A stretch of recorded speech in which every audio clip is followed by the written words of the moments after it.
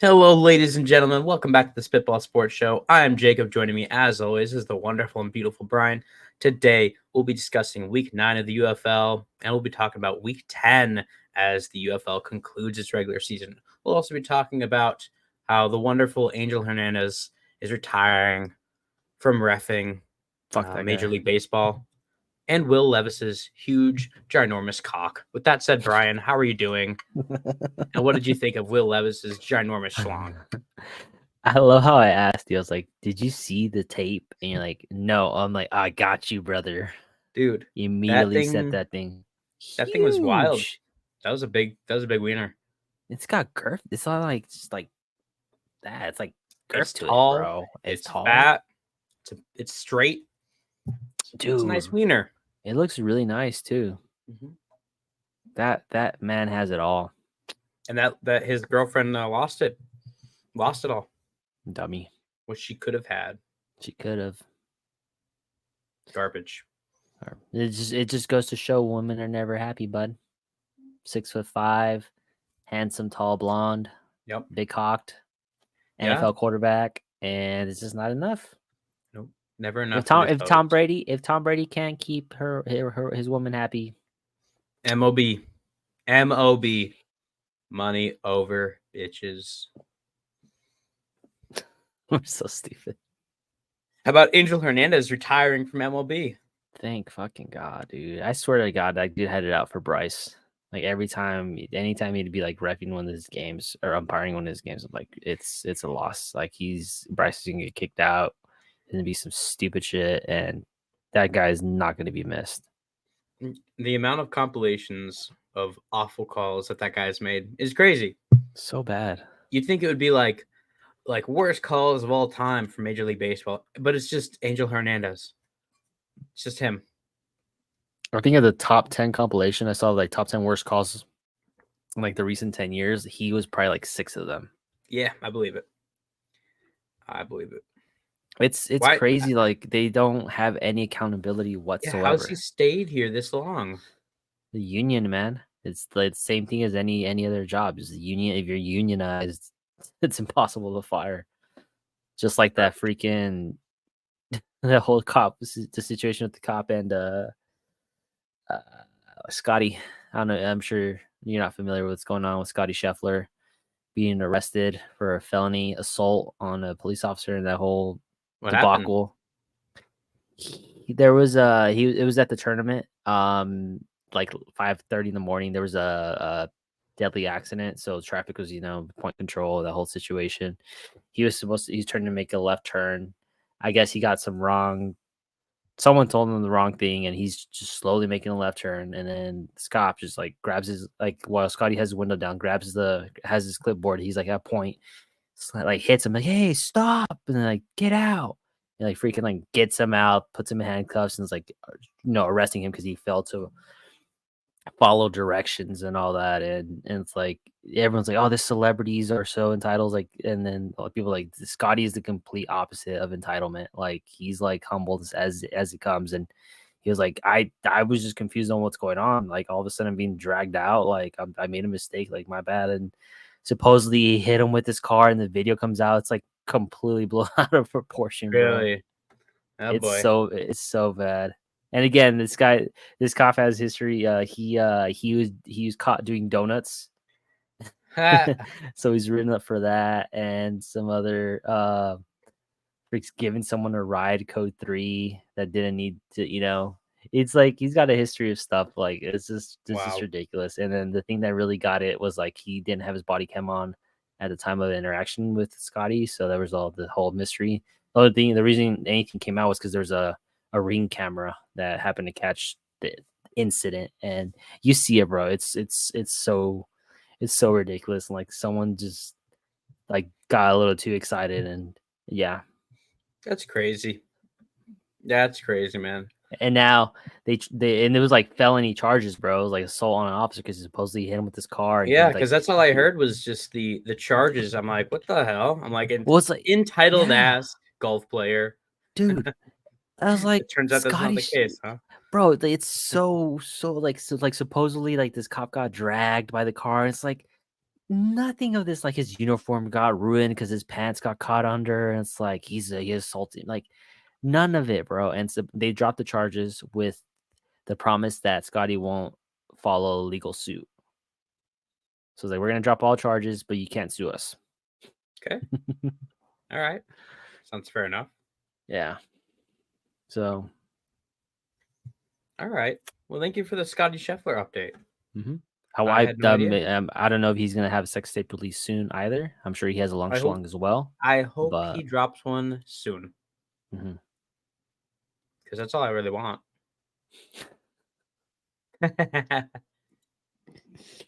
All right. Well, with that said, let's get into your favorite spring football.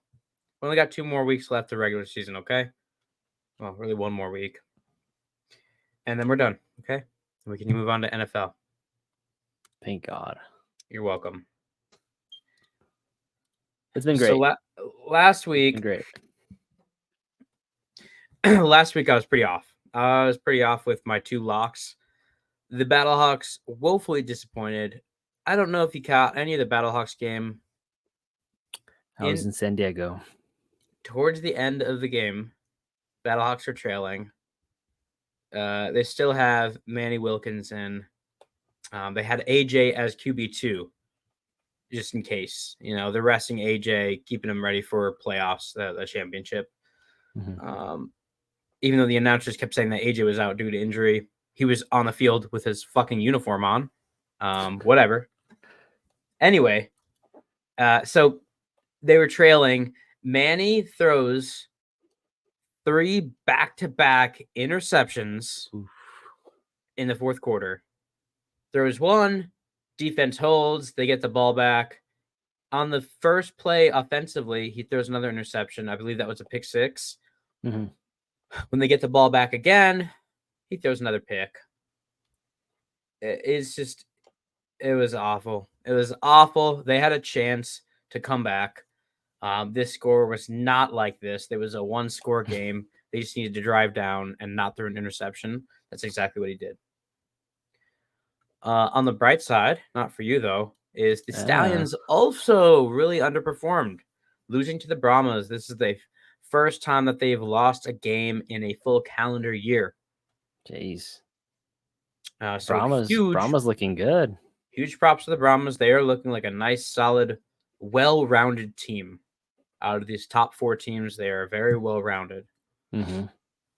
So they handed the Stallions their first L of the season, first L in a full year. So these first 2 games on Saturday, they were big upsets. Didn't go how they were supposed to. I think we kind of talked about it though. Like at least like if AJ was not going to be the starting quarterback, then the Renegades are probably going to win. Easily cover, but probably going to win. Of course, look at Luis Perez's stats. He's in a 10-game regular season. He's putting up fantastic numbers. Right. It's shocking. It's still shocking. He's not a backup in the NFL, but whatever. So he's still leading stats in yardage and close to the top with touchdown passes. With that, the Sunday games, these went a little bit more how we expect them to go. Panthers took care of the Roughnecks. Panthers 7-2. And the Defenders as well. I believe I picked them -4, -5. They handled that easily. Out of all these teams with their records, I say the Defenders' record is the least accurate to how good of the team they are. Arguably, they should be going to the playoffs, but it's only the top 4. It's only the top 4, right? Exactly. Top 2 from each conference. Each conference, right? Okay. Yes. Well, that's been decided. Oh, yeah. Yep, that's already done. All we're playing for right now is home field advantage, Battlehawks and Brahmas. Where will the XFL Conference Championship be held? Stallions and Panthers, no matter what their record is going to be, it will be played in Birmingham, Alabama, due to scheduling conflicts with the Ford Field. So really, the Stallions should just rest all their starters, and just hold them. until the semifinals, the championship. What's going on for Field? I don't know, but they have something else that's going to conflict with the schedule on the weekend. Obviously, since it's extending past the 10-week season, they probably Right. didn't plan ahead for anything. Like you guys are probably not going to make it. So Panthers, I don't remember Panthers being very high up on my leaderboard. We should yeah, check at the end of the season and see where our where our predictions were. yeah, definitely. That'd be fun. I think I predicted Renegades being low. I definitely predicted Defenders being a little higher than they are. Mm-hmm. I think I picked Defenders as the number one team. So it is what it is. With that said, week 10 we got coming up. Mm-hmm. So, I mean, important games to some. It's nice seeing pretty much rivals finish out the season. That So you have Brahmas Battlehawks game is going to be. that's going to be the biggest game. That's home Yeah. field advantage. Whoever pulls that off, essentially, will have home field advantage. Mm-hmm. With that, let me pull up something that we're a little more familiar with. Right there. Let's go. Boom. Boom, boom, boom. So we got the Michigan Panthers heading to Birmingham, taking on the Stallions. Panthers are 8-point underdogs, over under 43.5. The Stallions really disappointed me last week with the over under. That was, Yeah. I think, the lowest amount of points that they scored all season. Right. With 8, it was awful. Which, by the way, let me point out that that 9 to 18 is a scoregami in all professional football. Oh, This what? score, this has never happened before in professional football. Oh, really? That's what they say. It's kind of hard to believe, but I guess that score has never happened before. So making history. But with that said, Brian, for this first game, Panthers and Stallions, what are we feeling here? I'm thinking Birmingham's probably going to rest most of their starters. Michigan's got something. Well, they don't have anything to play for either, but Right. I don't know. I think with the poor performance last week, I'm just going to take the Panthers +8. That's exactly what I'm going to do. Yeah. Exactly what I'm going to do for the same reasons. Birmingham did not show up last week. Panthers have, they're in the playoffs. They're going to be playing in Alabama regardless. But, yeah, I don't see the Stallions winning by 8 points. Could be wrong. Like I was last week. Dead wrong. Dead wrong. I'll take the under on this one too. Under might be a good choice. I'll probably just avoid it. I'll probably just avoid it entirely. Next game that we have for Saturday, San Antonio Brahmas, St. Louis Battlehawks. This is the big game. Big game. Home field advantage goes to the winner. So San Antonio Brahmas, they are 2.5-point underdogs, over under 42.5. I would say Agent McCarron will probably be playing here if they want that home field advantage for the conference final. All right. What are we feeling here, Brian? I want to go with Battlehawks money line, but I have a feeling the Brahmas are going to pull it off. Brahmas are hot right now. I think I'm gonna take Brahmas money line.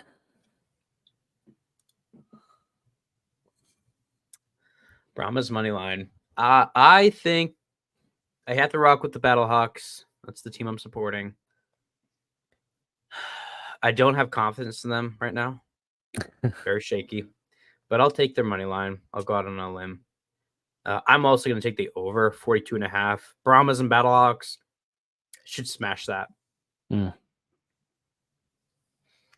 with that, Sunday games. Arlington Renegades, DC Defenders.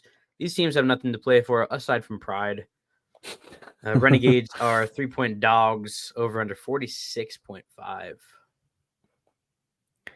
So I'm just gonna go with the Defenders. Renegades are complete dog shit, as they have been. He said Defenders are The defense is not as.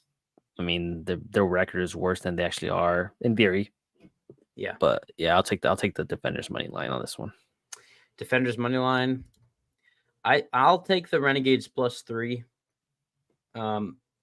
Luis Perez, I think he's as we've seen capable of scoring a high amount of points, throwing a large amount of yards. It's just a matter of the defense holding up. So it should be a fun game anyway. Right. They're just playing for prize. Just be a fun game. But I'll take Renegades +3. Last game, we have the Houston Roughnecks and Memphis Showboats, the worst teams in the UFL. Worst teams. The Showboats are 2-point dogs, over under 44.5. What are we feeling here, Brian? This is a game no one's going to want to watch.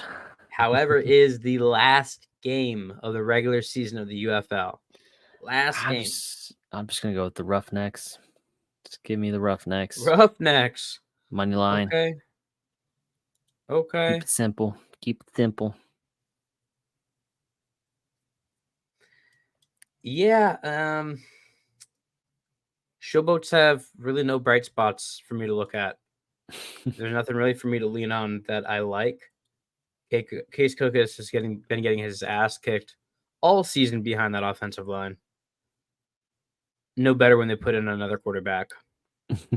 Roughnecks playing absolute dog shit. Coaching is awful. That head coach needs to go next season. Bring somebody else in. Even with that, I think money line for the Roughnecks is a good choice. Go. I like it. I'm match you there. I like it. So those are your 6 picks of the final week. Final 6. The UFL. Final week. Let's go 6 for 6. There you go. 6 for 6. Very doable. Very doable. I like These it. are mine here. And boom. That's what I'm looking at there. Bomb, bing, boom. There we go. Some beer money right there. Easy enough. We'll Easy lock money. it in. Lock it in. Lock it in. As far as safe picks here, Brian, what do you feel like is your safest pick of the week? Safest pick of the week? Safest pick of the week. I would say my lock of the week would probably be the DC Defenders money line. Cool. DC Defenders money line. I'd say my lock of the week would be the Brahmas and Battlehawks over 42.5. You love those Battlehawk overs. I mean, AJ McCarron playing and the Brahmas. What's his name is back? Chase Garbers is back as quarterback. Oh my gosh, the play that he had. If he hadn't gotten injured earlier in the season, MVP for sure. Even though he'd been out, his stats were still at in the top of quarterbacks leading the league. Even though he hadn't been playing any games. So those two guys together, both powerful offenses. St. Louis has the best offense in the league. 42.5 shouldn't be a problem. Yeah. He'll easily go into 50, 60 points. Lock it in. Lock it in, ladies and gentlemen. You heard it here first. That's what I said last week, and we saw how that went. Easy enough. With that said, Brian, that's everything I got for you, sir. Oh, thirsty fella. I'm very, very thirsty. Well, ladies and gentlemen, thank you so much for joining us. Next week, we'll debrief how Week 10 predictions went and talk about our choices for the championship games of the UFL. We'll let you know if there's any other leaked tapes. I'm expecting a couple. I'm expecting an Angel Hernandez leaked video any day now.